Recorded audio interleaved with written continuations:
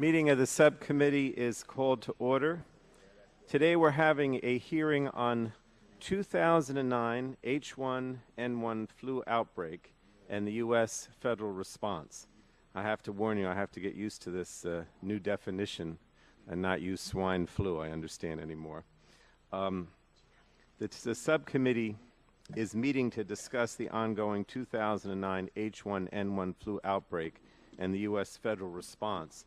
And the purpose of today's hearing is to hear from our nation's leading agencies to learn the what, when, and where about this outbreak, and also to discuss next steps in the federal response in reporting and reacting to this potential crisis. Today we have invited Rear Admiral W. Craig Vanderwagen, Assistant Secretary for Preparedness and Response, Dr. Joshua Sharfstein, who is the Acting Commissioner of the Food and Drug Administration, and Rear Admiral Ann Schuckett, who is Interim Deputy Director for the Science and Public Health Program at the Centers for Disease Control and Prevention. And I want to thank each of you for taking time out of your extremely busy schedule to come and help educate Congress and the public about this very serious public health emergency and highlight areas where further support may be necessary. Now, let me tell my colleagues that because the witnesses are on the front line of our ongoing efforts to report and react to the 2009 H1N1 flu outbreak, I'm cognizant time is of the essence and they are needed at their respective offices. Therefore, I've asked all members of the committee to not give an opening statement, but instead submit their statements for the record so that we can get straight to our witnesses and make the best use of their limited time. Without objection, members will have 5 days to submit their written statements for inclusion in the record hearing. I am going to recognize, though, the committee chair and subcommittee chairs and the ranking members for remarks, and we'll begin with Mr. Deal.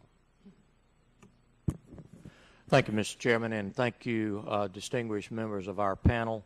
I think we all want to know how to evaluate and know where we are in the ongoing effort to respond to the H1N1 flu situation. And I appreciate the efforts of the chairman and the members of this subcommittee to give us this opportunity to hear update information on what is truly a dynamic and obviously rapidly changing situation. I recognize the importance of the roles that each of our witnesses play in responding to this public health threat, and so I'm going to keep my comments as brief as possible. I recall not too very long ago, this committee was having hearings when we were concerned about the bird flu. And many of the concerns and expressions of preparation necessities that we talked about then, I'm sure, are applicable here today. As our witnesses will attest, the threat of a global influenza epidemic or flu pandemic is one of the greatest public threats that we face today. From speaking with experts in the field, both in this most recent as well as the most recent past experience with this, we've all said it's not a question of if a flu pandemic will hit, it's a question of when, and I suppose now, what strain will it be? And I believe that our responsibilities as members of Congress to ensure that the public is protected from this threat as soon as possible and that we take the necessary steps to mitigate its spread is, of course, the heightened risk, and it's certainly something that's high on our priorities. And there's no silver bullet, we all know that, but we do want to know what is being done, what should be done, what role can we play. I am encouraged by the rapid response of the federal and state authorities who are working closely in conjunction with the private sector to develop solutions to the flu situation that we're facing. In addition to these efforts, I think we have to continue to look for the vulnerabilities that leave the American public at risk.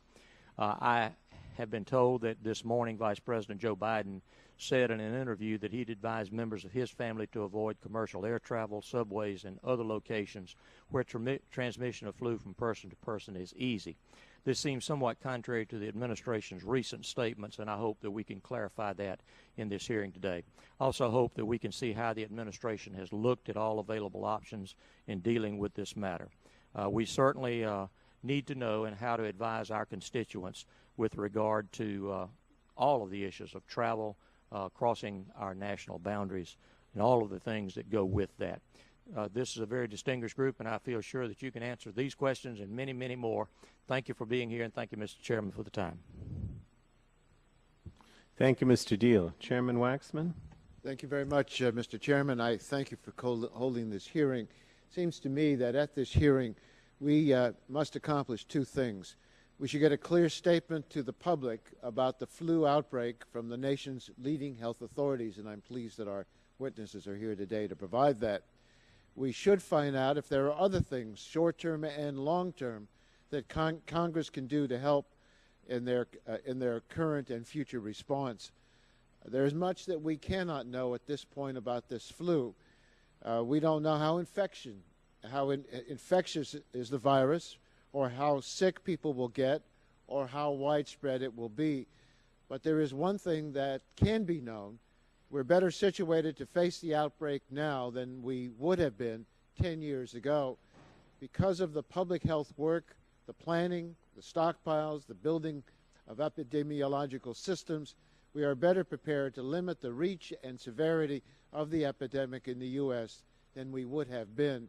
Fewer people will likely get sick than if this same virus had hit in 1990s. And there's one thing we can confidently predict: we need to do more. For decades, health professionals have been warning us that we're taking the work of the public health system for granted. The system is generally understaffed, under-equipped, and underfunded. The President has requested an additional $1.5 billion to respond to this flu outbreak, and I'm sure the Congress will appropriate these funds. But that should not be the end of our efforts. We should not wait for public health emergencies to come up with ad hoc responses. We should upgrade our public health programs. We should provide them with a firm and reliable foundation of funding. And I hope from this pandemic flu outbreak we can finally learn the lesson that public health work saves both money and lives. I appreciate the witnesses here, and I particularly want to thank Dr. Sharfstein for being here. He was an important staffer, not on this committee, but on the Oversight Committee. But it's a rare opportunity to have him on the other side of the table. And I'm pleased that he's here, and I'm pleased that he's in the position he is now holding. And I thank the other two doctors for being with us as well, and we're looking forward to your testimony. Thank you, Chairman Waxman. Chairman Dingell. Mr. Chairman, thank you. I would ask unanimous consent to insert my full statement into the record.